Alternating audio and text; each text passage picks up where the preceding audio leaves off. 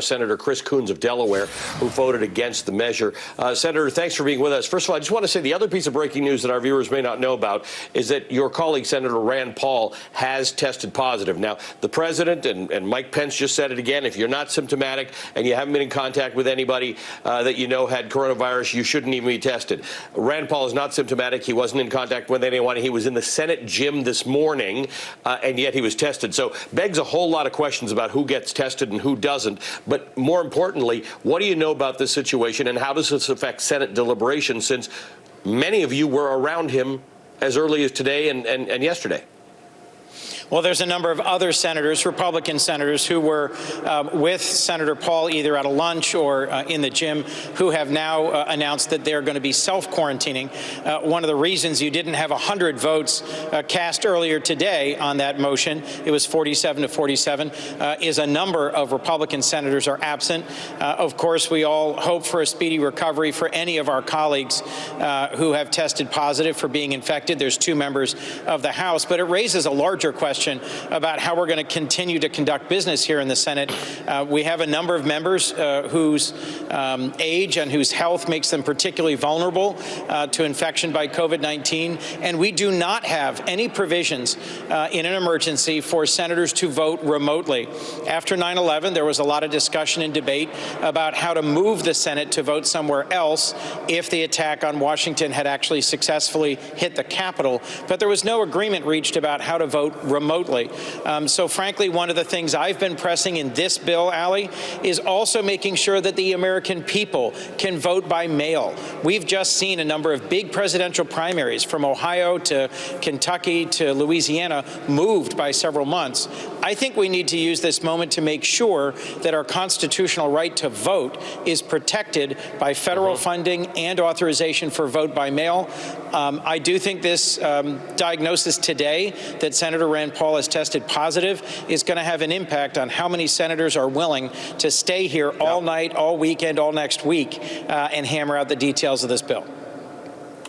Senator, there are certain things that I think that Americans want in this bill, and we don't have a seat at this table. Regular people don't have a seat at this table. I don't even want to include myself in regular people. I'm a member of the media, so I'm not at the. I'm not one of those people who's likely to miss out because of this. But I think the lessons we've learned from 2008, 2009 is that taxpayers should get ownership and share in companies that we bail out. Employees should get either ownership and share or should be made whole if they were laid off as a result of coronavirus if we bail out companies that otherwise end up being profitable. And ultimately, if we bail out companies that ultimately end up being profitable, like the automakers were, like the banks were from the last bailout, they should not be allowed to increase or offer outsized executive compensation or have stock buybacks or pay dividends. At some point, the American worker has got to take priority.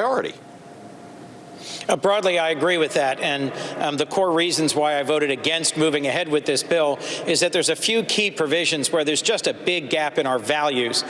One of them, frankly, is about standing up for the public employees who are so often being asked to put their own lives and safety at risk in order to respond to this pandemic. I was a county executive, Allie, and across the country, often the folks who are paramedics, who are driving ambulances of response, folks who are orderlies and nurses, doctors and staff in county-owned hospitals and public hospitals.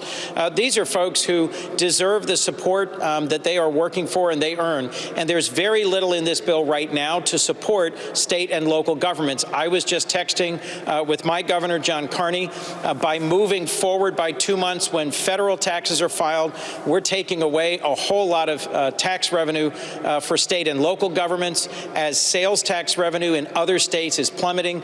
They're also facing real shortages. A key piece of this is the worker-friendly focus that you were just referencing, transparency and accountability about how huge new funds will be spent to support public companies, and also, frankly, fighting for the public employees in state and local governments who are first responders. Yep. Senator, I'm in for Kasie tonight, and so I need to channel her a little bit in asking you, as somebody who has believed in trying to save partisanship, bipartisanship on Capitol Hill, this is a real difference in values.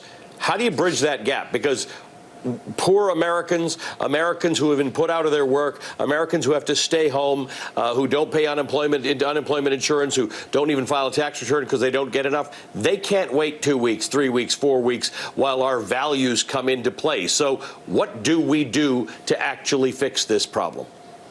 Well, two things. First, just to be encouraging to folks who are watching, the first two bills that we took up and passed that provided support, immediate support for pandemic response, one was $8.3 billion, one was $100 billion.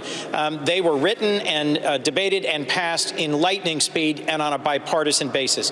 This is the first bill where we're running into some partisanship in how it's been drafted, and I frankly think we can afford to take a day, to stay here all night, to work hard, to make sure that the folks you just talked about have a seat at the table, that some of the resources that are being spent here by the federal government do benefit those on the margins of our society.